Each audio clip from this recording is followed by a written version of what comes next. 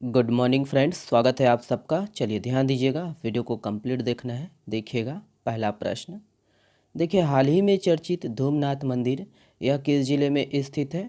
तो यहाँ पर ऑप्शन है, देखिएगा। करेक्ट आंसर है ऑप्शन नंबर सी है। ध्यान दीजिएगा, मुंगेली में है, तो याद रखना है मुंगेली जिला। चलिए ध्यान दीजिएगा। देखिए कि मुंगेली जिला अंतर्गत दोस्तों सरगांव में स्थित धूमनाथ मंदिर भगवान धूमनाथ या धूमेश्वर शिव को समर्पित है। और यह जो मंदिर है वो कलचुरी काल में दोस्तों निर्मित हुआ है। ओके, ध्यान दीजिएगा कि यह जो है पूर्वाभिमुख मंदिर है दोस्तों, और निर्माण योजना की जो है दृष्टि से पंचरथ मंदिर है। ध्यान दीजिएगा। और मंदिर के गर्भगृह में दोस्तों सिंदूर से पुती हुई प्रतिमा स्थापित है, जिसे स्थानीय लोग धूमेश्वरी देवी के नाम से पूजा करते हैं।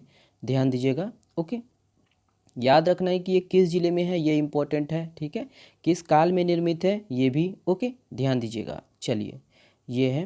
देखिए, सागर बांकी लिंक जलाशय योजना किस संभाग की पहली योजना है जहां एक बांध से दूसरे बांध को पानी दिया जाएगा? तो इम्पॉर्टेंट है ये वाला, ध्यान दीजिएगा। तो ये किस संभाग की ये है पहली योजना है, यहाँ पर देख लीजिएगा। ऑप्शन है, करेक्ट आंसर है ऑप्शन नंबर डी है, सरगुजा। ध्यान दीजिएगा दोस्तों, सरगुजा। चलिए डिटेल से देखिएगा। ध्यान दीजिएगा कि सरगुजा जिले के अंबिकापुर के बांकी डैम को दोस्तों बलरामपुर जिले के गागर बांध से पानी देकर नया जीवन दिया जाएगा। याद रखना है, गागर बांध है ना, किस जिले में है? तो ये बलरामपुर जिला। ओके, ध्यान दीजिएगा कि गागर से बांकी तक जो है पानी पहुंचाने के लिए 20 किलोमीटर लंबी पाइपलाइन जो है बिछाई जाएगी। याद रखना है कि सरगुजा जिले की यह पहली योजना होगी दोस्तों जब दो बांध पाइपलाइन के जरिए पानी देने जुड़ेंगे। ध्यान दीजिएगा। ध्यान देना है कि गागर बांकी लिंक जलाशय योजना पर 125 करोड़ रुपए जो है खर्च होंगे, और इसके लिए एशियन डेवलपमेंट बैंक जो है सहयोग करेगा। ध्यान दीजिए। और इससे बलरामपुर जिले के राजपुर और अंबिकापुर के 6000 हेक्टेयर खेत जो है सिंचित होंगे। ध्यान दीजिएगा। ध्यान दीजिएगा कि सरगुजा संभाग में दोस्तों अपनी तरह का यह पहली योजना है जब एक बांध दूसरे बांध को पानी दिया जाएगा। और दोस्तों ये 3 साल में जो है योजना पूरी होगी। ओके, तो ये सब पॉइंट इंपॉर्टेंट है, ध्यान दीजिएगा। चलिए नेक्स्ट प्रश्न देखिएगा, ये है, ध्यान दीजिए। देखिए, किस कार्यक्रम के लिए छत्तीसगढ़ स्कूल शिक्षा विभाग को राष्ट्रीय स्तर का स्कॉच अवार्ड 2022 पुरस्कार प्राप्त हुआ है? ऑप्शन है यहाँ पर, देखिएगा।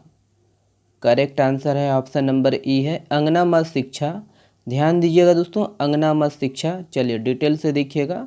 देखिए कि छत्तीसगढ़ स्कूल शिक्षा विभाग को राष्ट्रीय स्तर का पुरस्कार प्राप्त हुआ है, और राज्य में दोस्तों समग्र शिक्षा द्वारा संचालित अंगना मत शिक्षा कार्यक्रम के तहत वर्ष 2022 के लिए किए गए कार्य के लिए दोस्तों स्कॉच अवार्ड 2022 प्राप्त हुआ है। ध्यान दीजिएगा। और यह जो पूरा कार्यक्रम है दोस्तों छत्तीसगढ़ की महिला शिक्षिकाओं के समूह द्वारा दोस्तों संचालित की जा रही है, और इस वर्ष इस कार्यक्रम का जो है तीसरा वर्ष होगा दोस्तों। और प्रति वर्ष इसमें महिला नेतृत्व द्वारा कुछ नया डिज़ाइन शामिल किया जाता है। ध्यान दीजिएगा। देखिए कि स्कॉच अवार्ड एक स्वतंत्र संगठन द्वारा प्रदत्त देश का सर्वोच्च नागरिक सम्मान है, जो लोगों, परियोजनाओं और संस्थाओं की जो है पहचान करता है, जो भारत को एक बेहतर राष्ट्र बनाने के लिए अतिरिक्त प्रयास करते हैं। ध्यान दीजिएगा। और इस अवार्ड को दोस्तों वर्ष 2003 में स्थापित किया गया था। ध्यान दीजिएगा कि यह अवार्ड डिजिटल, वित्तीय और सामाजिक समावेश के क्षेत्र में सर्वोत्तम प्रयासों के लिए प्रदान किया जाता है। ओके, चलिए नेक्स्ट प्रश्न देखिएगा, ये है, ध्यान दीजिए। देखिए, भारतीय फिल्म द एलिफेंट विस्पर्स के डायरेक्टर कौन है? ऑप्शन है यहाँ पर, देखिएगा। करेक्ट आंसर है ऑप्शन नंबर ए है, कार्तिकी गोंजाल्विस। ध्यान दीजिएगा दोस्तों, कार्तिकी गोंजाल्विस। चलिए डिटेल से देखिए। देखिए कि 95वें ऑस्कर अवार्ड सेरेमनी में भारतीय फिल्म द एलिफेंट विस्पर्स ने बेस्ट डॉक्यूमेंट्री शॉर्ट फिल्म का अवार्ड जीत लिया है, और इसे कार्तिकी गोंजाल्विस ने डायरेक्ट किया है, और इसके जो प्रोड्यूसर है गुनीत मोंगा है। ध्यान दीजिएगा। और इस फिल्म में इंसान और जानवर के बीच के प्यार और उनकी जो बॉन्डिंग को बड़ी ही खूबसूरती से इस डॉक्यूमेंट्री में उतारा गया है।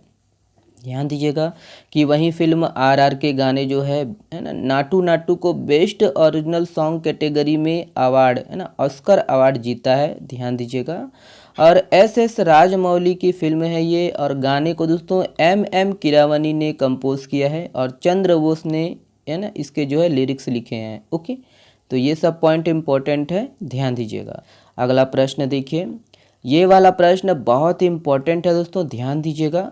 वर्ष 2011-12 के स्थिर मूल्यों पर छत्तीसगढ़ के सकल राज्य, याद रखना है, राज्य सकल घरेलू उत्पाद जीडीपी में उद्योग का प्रतिशत योगदान वर्ष 2022-23 में क्या है। यहाँ पर उद्योग का पूछा गया है दोस्तों, ध्यान दीजिएगा, इम्पोर्टेंट है। आधार वर्ष 2011-12, देखिए यहाँ पर कौन सा सही है, ऑप्शन नंबर आपका बी सही है दोस्तों, 49.88%।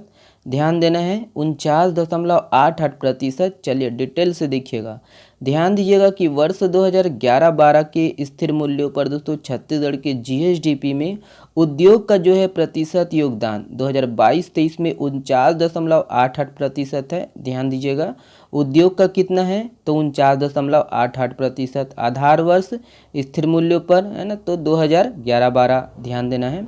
और वहीं ध्यान देना है दोस्तों, देखिए कि 2011-12 के ही स्थिर भाव पर ही दोस्तों छत्तीसगढ़ के वर्ष 2022-23 के जीएसडीपी में सेवा सर्विसेज का योगदान कितना है तो 33.21%। ध्यान दीजिएगा।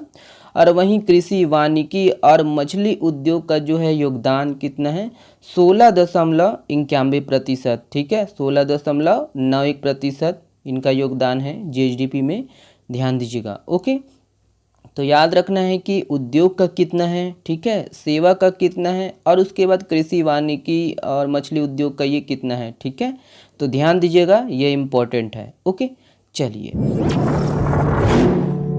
देखिए, छत्तीसगढ़ राज्य सरकार द्वारा मलखम्ब खिलाड़ियों को सम्मानित करने के लिए कितने रुपए जारी किए हैं। यहाँ पर ऑप्शन है, देखिएगा, करेक्ट आंसर है ऑप्शन नंबर ए है। ध्यान दीजिएगा, 23,50,000 रुपये, याद रखना है 23,50,000 रुपये। चलिए देखिए, निम्नलिखित में से किसकी जयंती पर छत्तीसगढ़ में ऐच्छिक अवकाश की घोषणा की गई है।